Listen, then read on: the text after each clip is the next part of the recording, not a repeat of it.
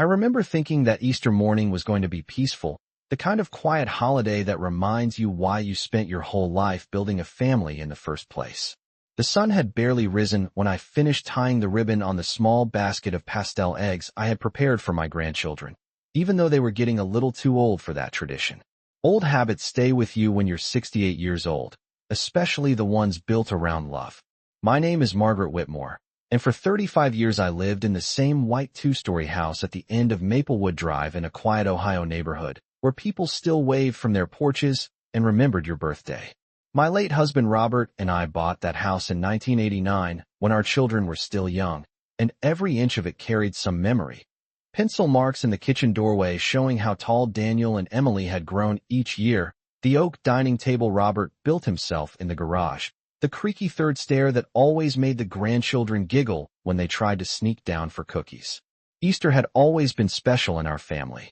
I ironed my pale blue church dress the night before, set out my modest pearl necklace, and planned the lunch I would cook when everyone came over later that afternoon. Honey-glazed ham, roasted potatoes, sweet rolls, and the lemon cake Emily used to beg me to bake every spring. That morning the air smelled like fresh grass and damp earth, the kind of crisp Midwestern morning that makes you believe the world is starting over again. I locked my front door, something I rarely bothered to do in our neighborhood, and drove the familiar 2 miles to St. Andrew's Church where I had attended services for nearly 3 decades.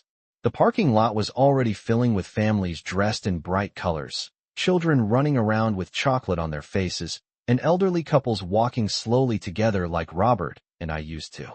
Inside the sanctuary, the stained glass windows glowed with warm sunlight, and the choir practiced softly while people greeted each other with hugs and cheerful voices.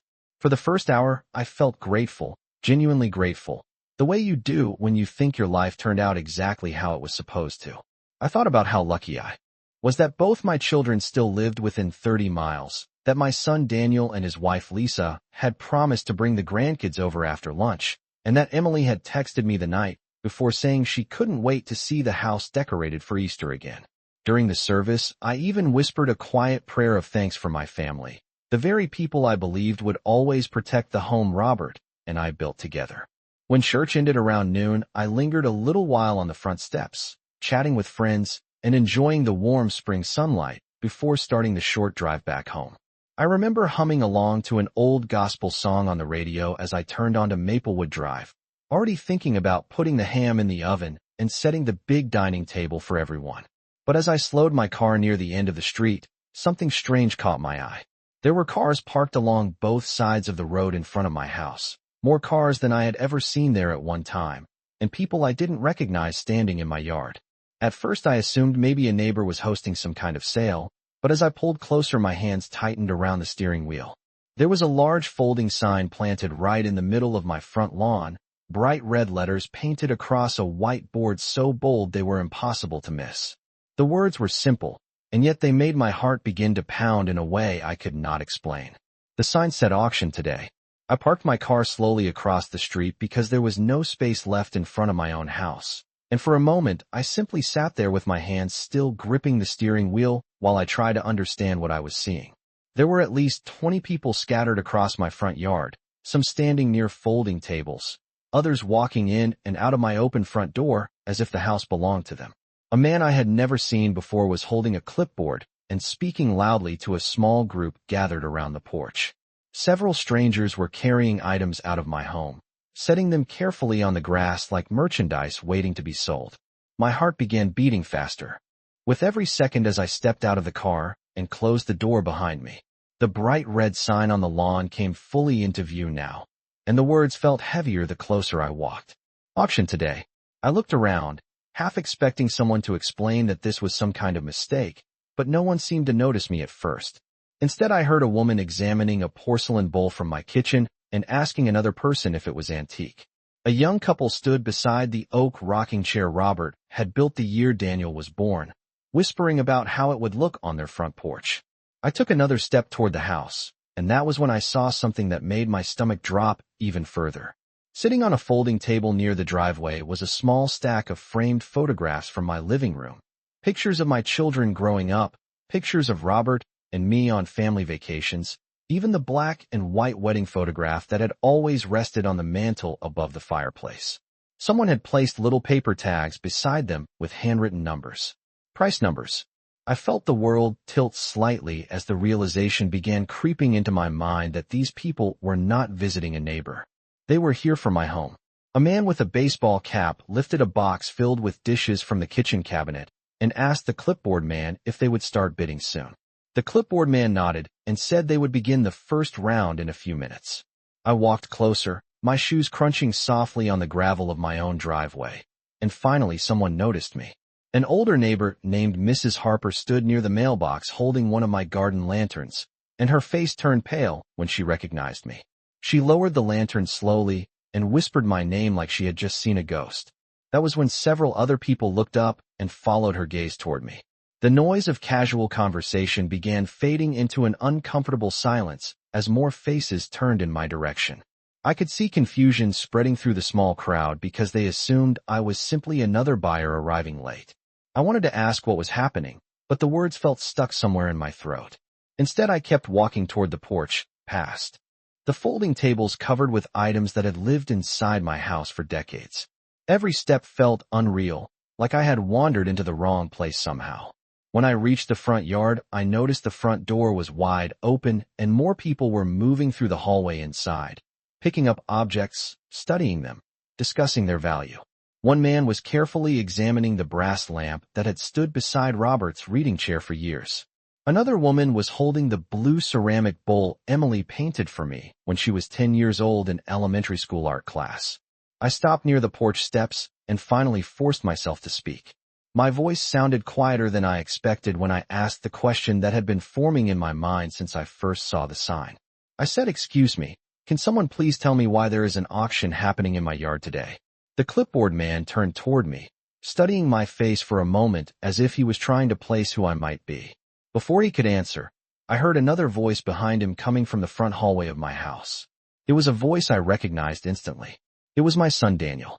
For a second, I thought maybe I had imagined the voice, but then Daniel stepped out onto the porch holding a small cardboard box filled with silverware from my kitchen drawer.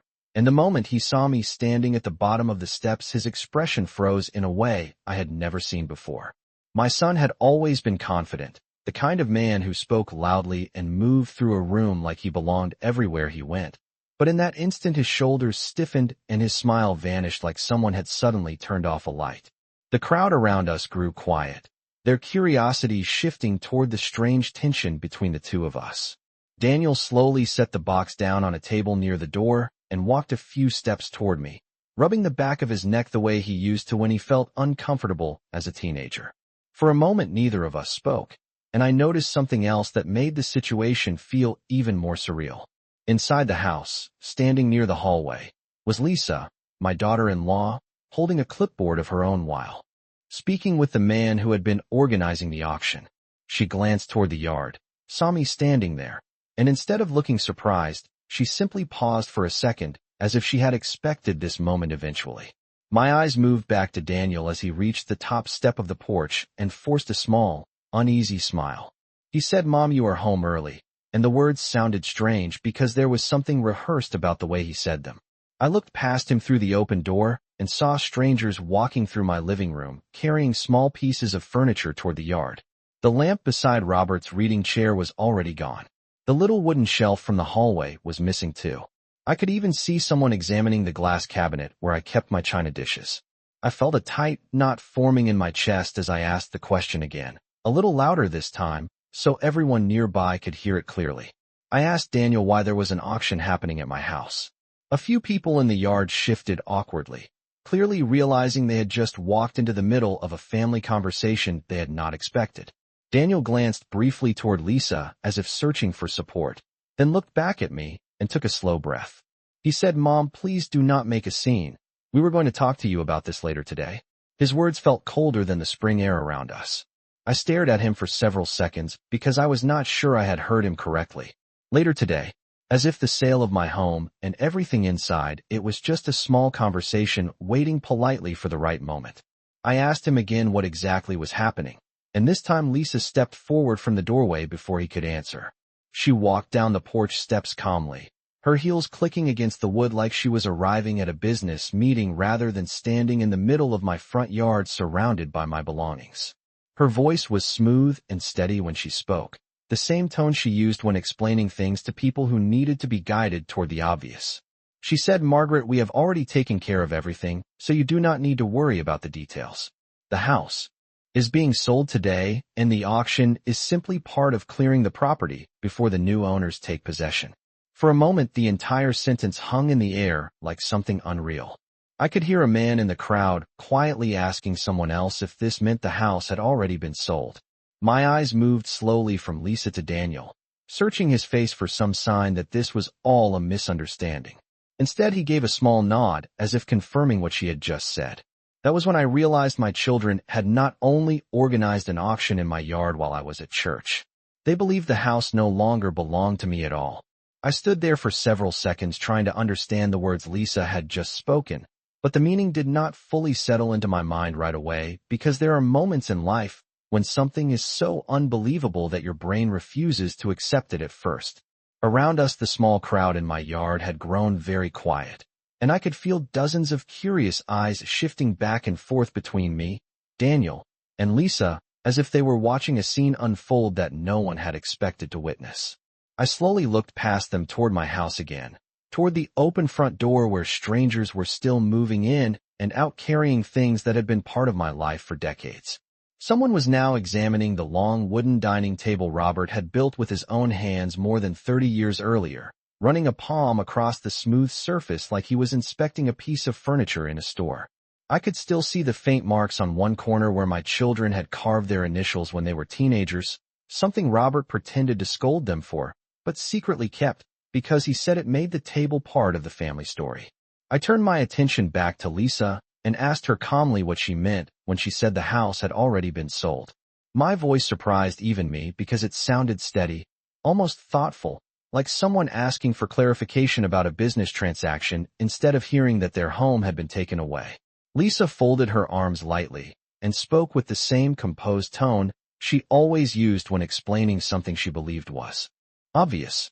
She said, "Margaret, the house was simply too large for one person, and Daniel and I agreed that it was time to make a responsible decision for everyone involved."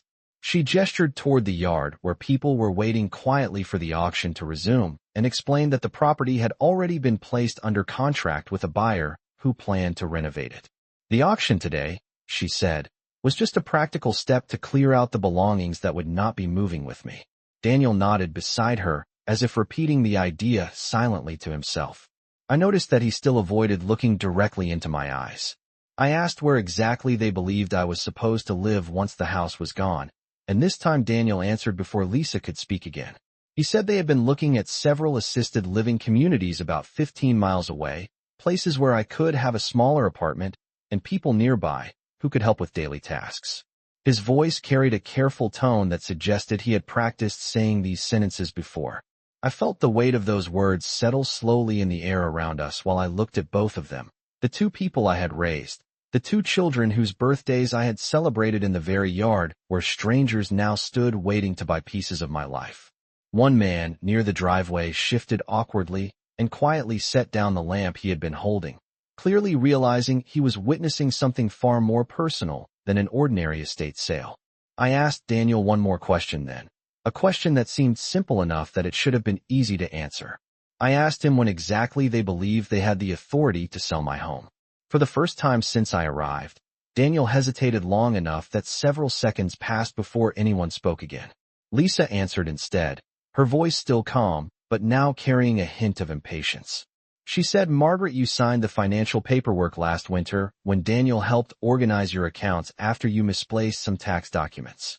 She explained that the papers allowed Daniel to manage certain property decisions if necessary. As she spoke, I remembered the afternoon she was referring to, the day Daniel brought several forms for me to review at the kitchen table, telling me they were simply routine documents that would help keep my bills organized if anything ever happened to me. At the time, I trusted my son enough that I signed them without thinking much about the details. Lisa finished speaking and glanced toward the auction organizer as if ready for the sale to continue, but I remained standing there quietly, while the realization slowly formed inside my mind that my own children believed those papers had given them permission to take my home away.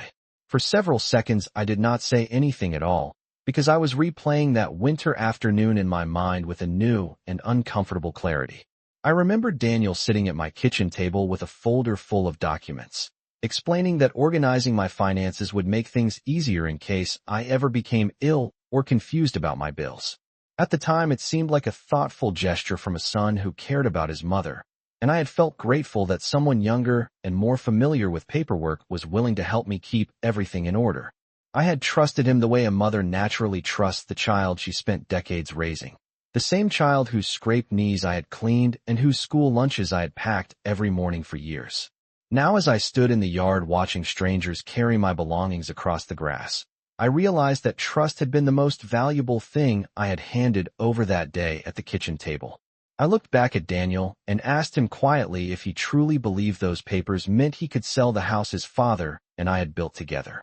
My voice was calm but firm enough that several people nearby leaned slightly closer, sensing that the conversation had reached an important moment. Daniel shifted his weight from one foot to the other and finally looked directly at me, though there was something uneasy in his expression. He said, "Mom, we are not trying to hurt you. We are trying to help you. This place is too big and too expensive for you to maintain alone." He gestured around the yard as if the crowd itself proved his point, like the gathering of strangers somehow justified the decision already made. Lisa nodded beside him and added that the assisted living community they had found was very nice and only 15 miles away. She described the apartment as comfortable and said there would be activities and staff members nearby who could assist with anything I needed. As she spoke, it sounded less like a family conversation and more like a presentation someone might give during a real estate meeting. I listened carefully to every word before asking another question that felt even more important than the last. I asked Daniel if he had actually signed a contract to sell the property. This time he did not hesitate as long before answering. He said yes. The house was already under contract, and the buyers were planning to begin renovations within the month. A quiet murmur passed through several people in the crowd who had been pretending not to listen too closely. One man near the driveway slowly folded his arms while watching us, clearly realizing the situation was not as simple as an ordinary auction sale. I nodded slowly as Daniel finished speaking, not because I agreed with him, but because the final piece of the situation had now become clear. They believed everything had already been decided. They believed the paperwork from that winter afternoon gave them control over my property. They believed the auction in my yard was simply the last step before my home belonged to someone else. I looked past them once more toward the open front door of the house and noticed the sunlight shining across the hallway floor where Robert used to stand every morning drinking his coffee before work. For a brief moment, the memory of his quiet voice returned to me, reminding me of something he had insisted on years earlier after we finished paying off the mortgage. Robert had always been cautious about legal matters, especially anything involving the house. I remembered the evening he came home from meeting with a lawyer and told me he wanted to place the property into a special family trust so that no one could make major decisions about it without certain conditions being met. At the time, I had not thought much about it because Robert handled most of those legal details himself. But now, standing in the middle of my own yard while my children explained how they had already sold my home, that old memory returned with surprising clarity. I looked back at Daniel and Lisa and realized something they clearly did not know yet. The papers they believed gave them control were not the only documents that existed. I continued standing in the yard while the quiet murmur of strangers drifted through the spring air around us, but inside my mind something had shifted. A few minutes earlier, I had been confused, even shocked, trying to understand how my own children could believe they had the authority to sell the home their father and I built together. Now that confusion was slowly being replaced by something steadier, something Robert used to call patience in difficult moments. I looked calmly at Daniel and Lisa while they waited for some kind of emotional reaction from me, perhaps anger or tears or pleading. Instead, I simply asked Daniel another question in the same, even tone I had used before. I asked him if he had spoken with any attorney before signing the sales contract for the house. Daniel hesitated for a moment and then shook his head slightly. He said there was no need because the paperwork I signed last winter gave him power of attorney to handle financial decisions. Lisa nodded beside him and added that the real estate agent had reviewed the documents and said everything looked fine. Her voice carried a quiet confidence, the kind that comes from believing the matter has already been settled. Several people in the yard exchanged glances when they heard that explanation, and I noticed the auction organizer holding his clipboard while watching us with growing uncertainty. I slowly turned my head toward the open front door again, looking down the hallway that led to the small office Robert once used for his accounting work. That room still contained a locked metal filing cabinet where Robert had always kept important papers. I had not opened it in years because there had never been a reason to revisit the legal arrangements he put in place after we finished paying off the house. Robert believed strongly in planning ahead, especially when it came to protecting family property. I remembered how serious he sounded the evening he explained the trust agreement he had created with our attorney. At the time, I only listened politely while he described the details, trusting that whatever he arranged would keep our home secure long after we were both gone. Standing there now, I realized Daniel and Lisa had made a very confident decision without ever knowing the full structure of those arrangements. I turned back toward them and spoke in a voice calm enough that the nearby crowd could hear every word clearly. I told Daniel that the documents he helped me sign last winter did give him limited authority to assist with bills and certain financial matters, but they did not give him the power to sell my home. Daniel frowned slightly and opened his mouth to respond, but I continued before he could interrupt. I explained that years earlier Robert placed the house into a family trust designed specifically to prevent exactly this type of situation. The trust agreement required that several conditions be verified before the property could ever be sold, including a formal review by the attorney who created it and written confirmation that the original owner had permanently transferred control. A quiet ripple moved through the crowd as people began to understand the significance of what I was saying. Lisa's confident expression tightened slightly, and she quickly asked what difference that could possibly make since Daniel had power of attorney. I answered her gently but clearly. I said that the trust agreement also included a clause stating that no one acting under power of attorney could sell the property without direct authorization from the trust administrator. Daniel's eyes narrowed as he tried to process that information, and I could see the first hint of uncertainty replacing the earlier confidence he had carried. The auction organizer glanced between us and slowly lowered his clipboard. I added one final piece of information that Daniel and Lisa clearly had never considered before. I told them that the attorney who administered Robert's trust was scheduled to visit the house later that very afternoon to review some documents I had requested last week. The moment those words left my mouth, the atmosphere in my front yard changed completely, because for the first time since I arrived it became clear that the situation my children believed was already finished might actually be far from over. For a few seconds no one in the yard said anything at all, and the quiet that settled over the crowd felt heavier than before, because people were beginning to realize that the situation they had walked into might not be as simple as an ordinary auction sale. I watched Daniel carefully while he tried to process what I had just told him. My son had always been quick with answers, quick with plans, but now his eyes moved back and forth across the yard, as if he was suddenly looking for something solid to hold on to. Lisa spoke first, her voice sharper than before as she crossed her arms tightly. She said, "Margaret, that does not change anything, because Daniel has legal authority over your finances." She insisted that the contract had already been signed and the buyers had already transferred a deposit. Her confidence sounded a little forced this time, like someone repeating a conclusion they wanted to believe. I listened patiently before responding because Robert had always taught me that the calmest person in a difficult moment usually understands the situation best.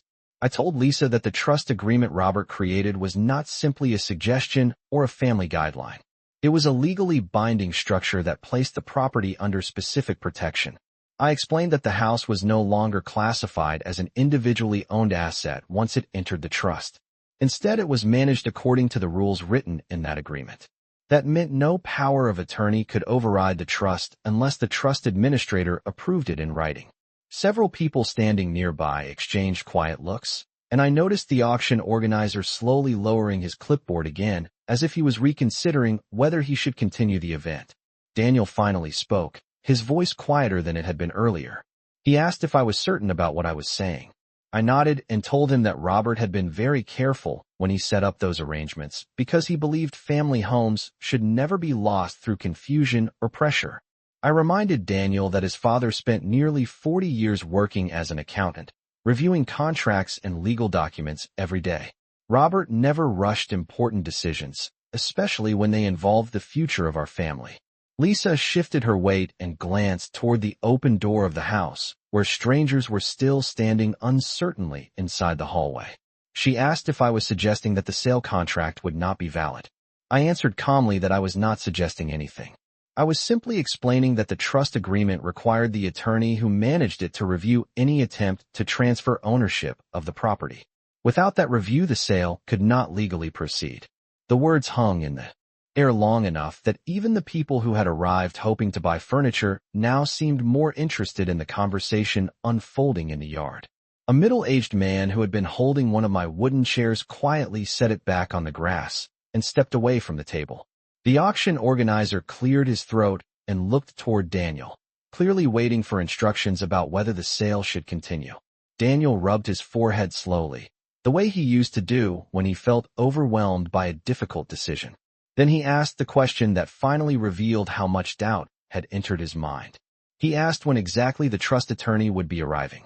I glanced briefly at the small gold watch on my wrist, the same watch Robert gave me for our 25th wedding anniversary many years earlier.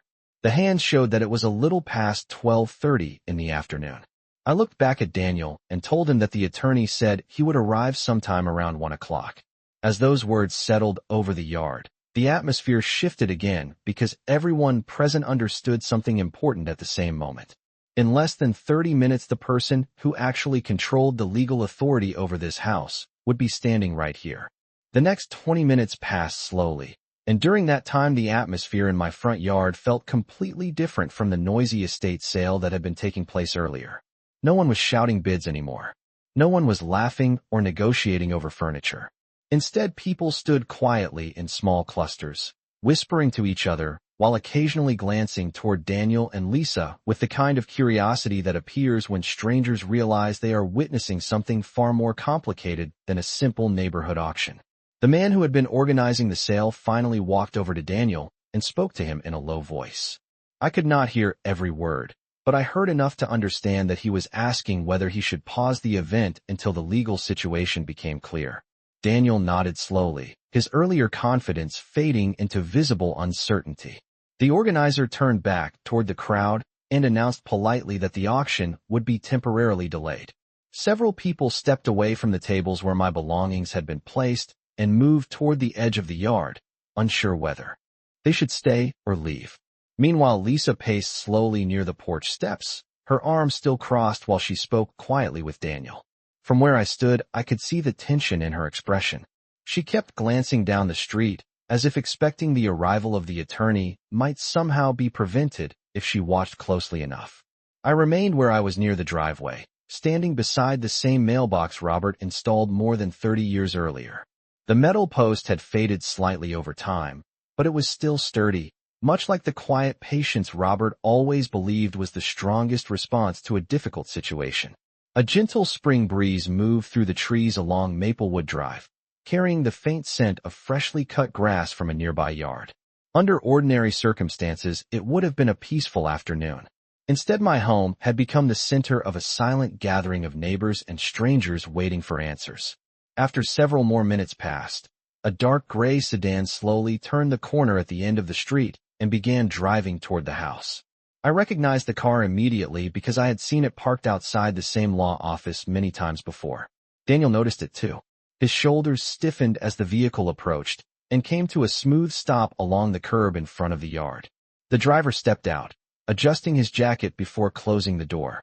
He was a tall man with silver hair and thin glasses, carrying a leather briefcase that looked almost identical to the one Robert used to bring home from work every evening. The quiet murmurs among the crowd faded as he walked up the sidewalk toward us. When he reached the front gate, he looked calmly at the sign planted in the grass that still read "Auction Today" in bright red letters. Then his eyes moved across the yard, taking in the folding tables, the scattered belongings, and the uneasy faces watching him arrive. Finally, he looked at me and gave a small respectful nod. I greeted him and introduced him briefly to Daniel and Lisa. His name was Thomas Caldwell, the attorney who had overseen Robert's legal affairs for nearly 20 years and the person responsible for administering the trust Robert created to protect this house. Mr. Caldwell listened quietly while Daniel explained that the property had already been placed under contract and that an auction was being held to clear the contents. The attorney did not interrupt while Daniel spoke. He simply opened his briefcase, removed a thin folder, and flipped through several pages with careful attention. When Daniel finished explaining the situation, Mr. Caldwell closed the folder slowly and looked directly at both Daniel and Lisa. His voice was calm and professional when he finally spoke, but every word carried the weight of someone very familiar with the law. He said that before anything else continued, there was an important detail in the Whitmore family trust agreement that everyone present needed to understand.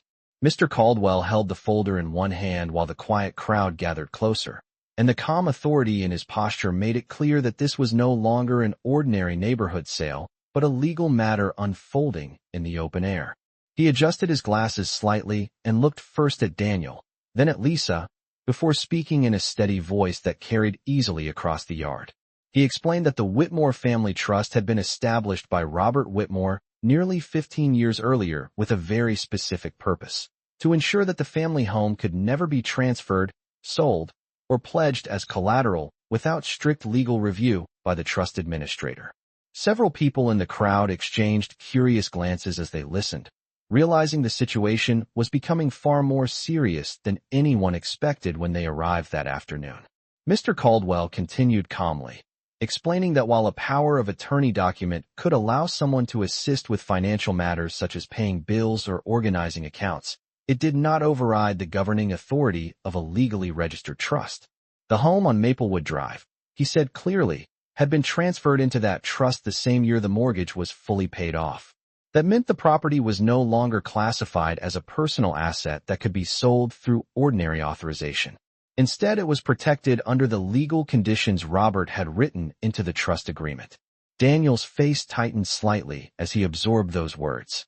He asked the attorney whether the contract he had signed with the buyers would still be valid if the house technically belonged to the trust rather than directly to me. Mr. Caldwell paused for a moment before answering, choosing his words with careful precision. He explained that if a contract had been signed without the approval of the trust administrator, the agreement would almost certainly be considered invalid because the person signing it did not possess the legal authority to transfer the property.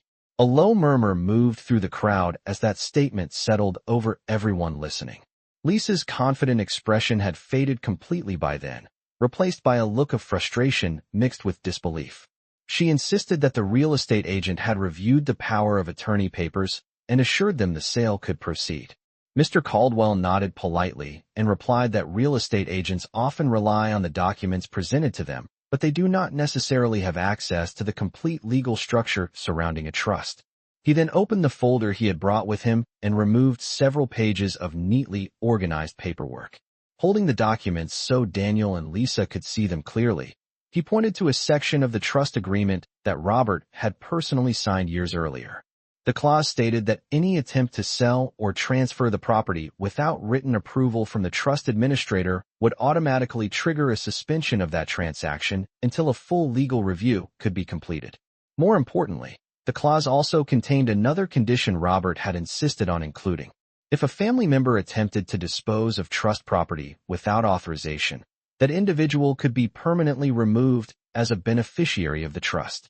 The moment those words were spoken, the yard became completely silent. Daniel stared at the documents as if hoping the language might somehow change if he looked long enough. Lisa opened her mouth as though she wanted to argue further, but no words came out. Around them, several neighbors who had gathered near the sidewalk quietly began stepping away from the auction tables, realizing the sale they had come to attend was never going to happen. Mr. Caldwell finally closed the folder and spoke one final time in a calm, measured tone.